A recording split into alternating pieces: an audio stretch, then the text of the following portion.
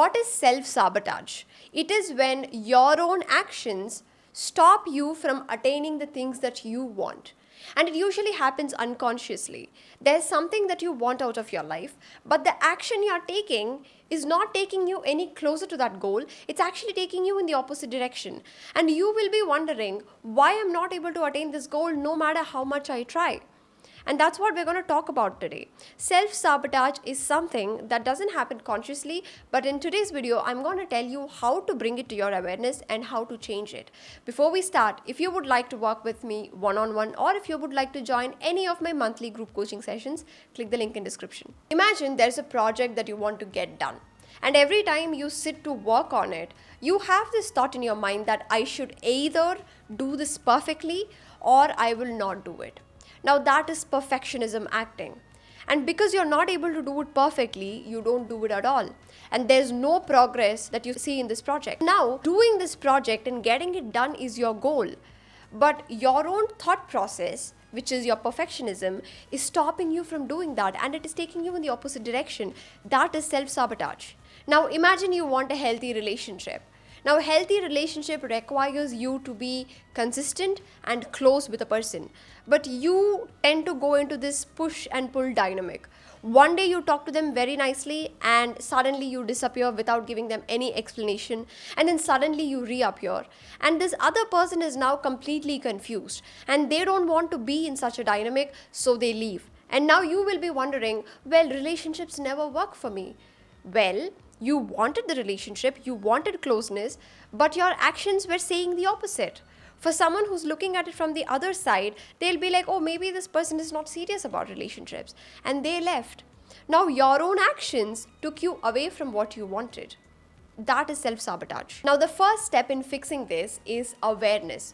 To know where you're sabotaging yourself and your goals. Now for that, I have a simple practice.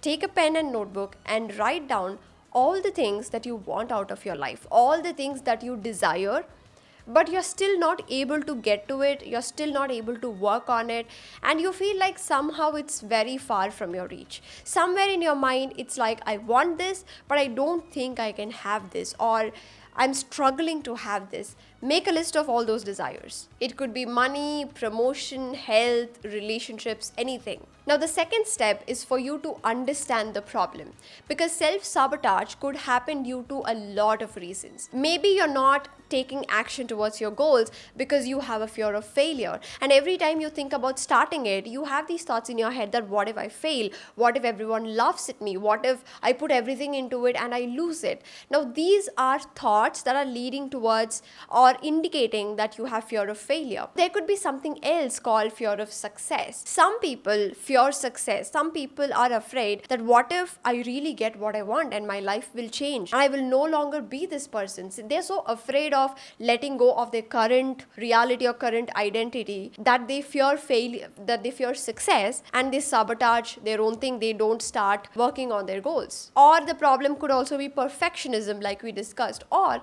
the problem could be low self-worth. It's because you see yourself in a very low way. The actions you take also reflect that. You don't act like a confident person, you act like an insecure person. Or you have a need to control.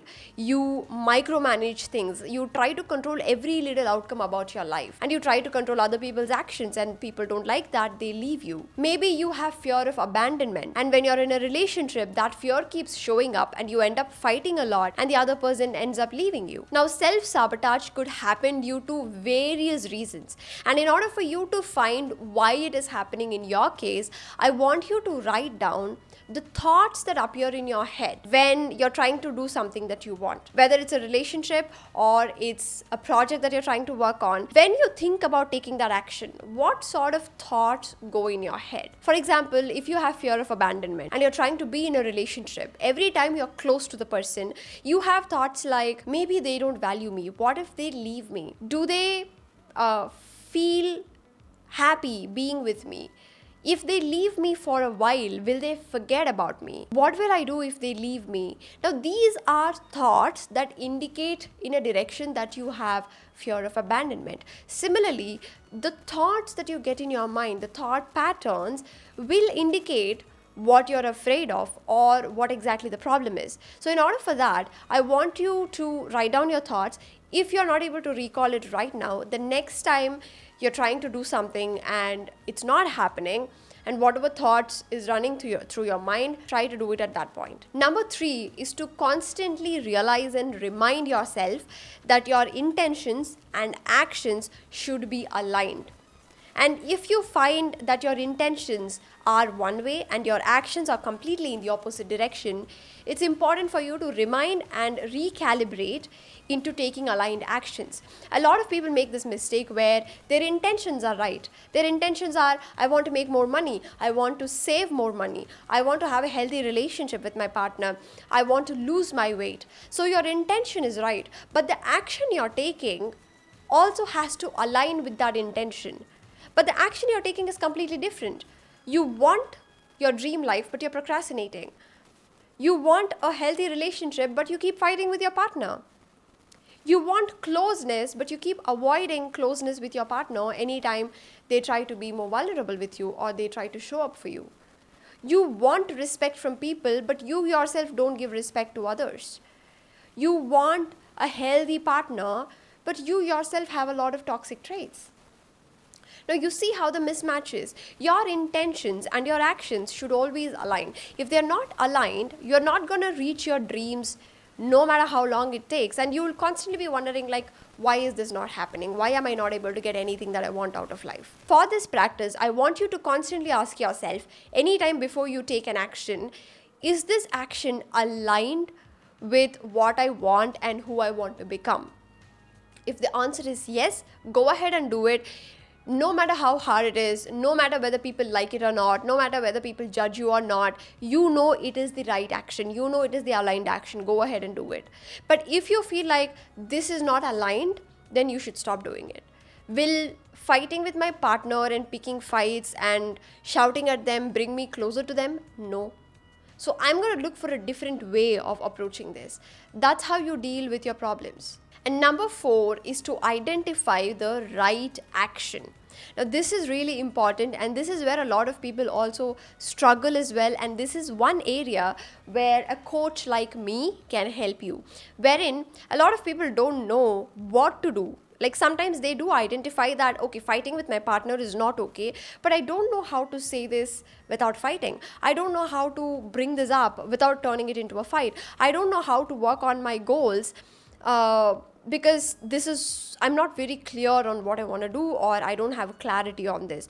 I want to build my network, but I'm not really confident about speaking to people, and I don't really know how to overcome that fear. I don't know how to overcome the fear of public speaking. Now, this is where a coach like me can help you. However, you can still try to find some right actions for yourself.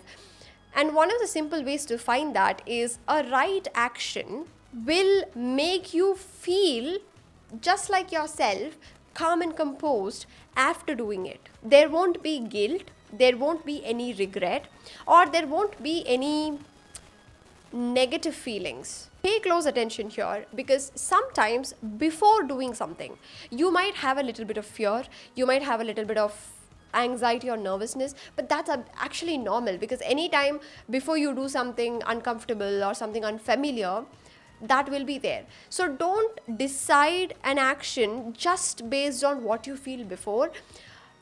Try to decide based on what you feel after. For example, before going to the gym, you might not feel great, and every single time you would feel like skipping. But you don't go ahead with that feeling. You still go to the gym, and then you see how you feel after. After the gym, you feel amazing. So now you know that no matter what you feel before, this is the right action to do. So I'm going to do this because after doing this, I feel great. Same way that if you're trying to work on your dream project, before starting it, maybe you might feel a little bit like an imposter or whatever. You might feel a little bad about yourself, low on focus and attention, boring, lazy.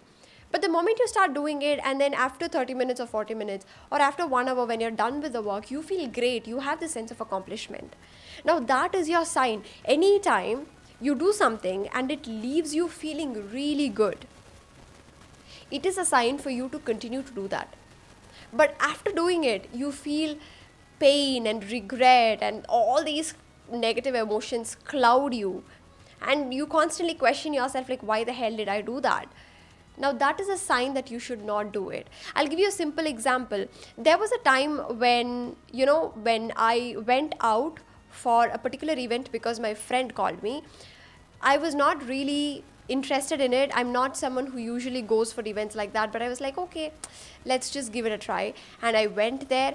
I came back and I felt really bad about myself. It was not my place, and it was, the kind of people that were there, they were not my kind of people, and I couldn't socialize with any of them. And it felt quite I felt quite bad about myself after coming back. And that was a sign for me that I am not meant for meetings or events like this. So ever since, I've declined any event invitations or party invitations that comes to me, because I know that that's not my place, and when I come back from it, I feel really bad about myself.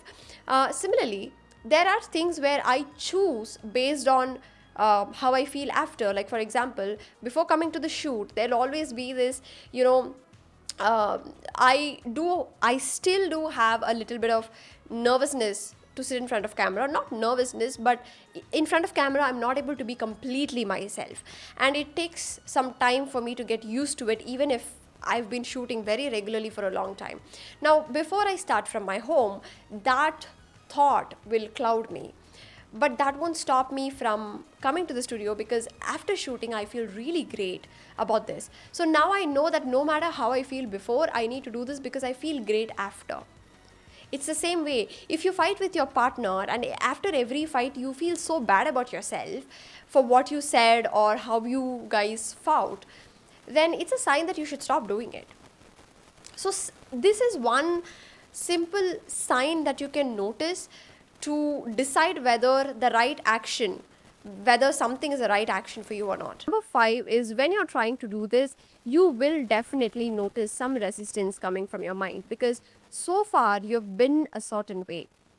Anytime your mind tells you that don't do this or do this, you've gone with it. Like, skip the gym, you would skip the gym. You won't read a few pages. Now suddenly you're trying to do something different. So there will be resistance from your mind, because your mind usually tries to pull you into a comfort zone. It doesn't like anything unfamiliar. So there will be resistance, but it's normal. I want you to realize that resistance is normal, but you still have to push through and do it. Initially, the resistance might be really high, but slowly it will fade away. So go ahead and do it, no matter what your thoughts are telling you, no matter how many negative thoughts you have, how many negative feelings you have. Don't listen to those feelings. Listen to what you are supposed to do. Listen to that right action. That's why we are identifying the right action. Once you've identified the right action, no matter what you feel, no matter what happens, you do that action. You don't go away from it, because the moment you go away from it, you're again going away from your dreams and goals, and you're running in the opposite direction. Once you've identified that aligned right action, ensure that you take that action every single day so you can go closer to your goals. Now, that is how you stop your self-sabotage. That is how you go closer to your goals. I hope that was helpful, and I hope I've made it as clear as possible, although it's a slightly tricky topic to talk about. If there's any questions you have, please leave it in the comments and I'll help you with that. See you in another video. Take care. Bye.